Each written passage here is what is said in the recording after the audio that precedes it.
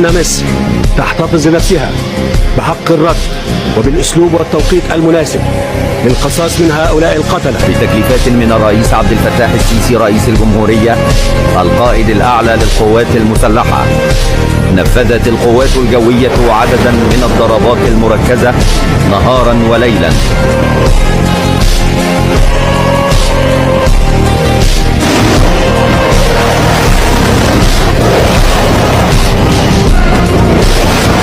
نحن لن نتردد في حماية شعبنا من الشر وأهله.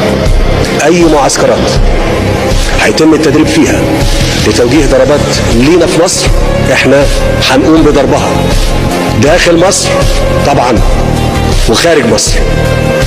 وأنا بكلمكم دلوقتي تم توجيه ضربة ليها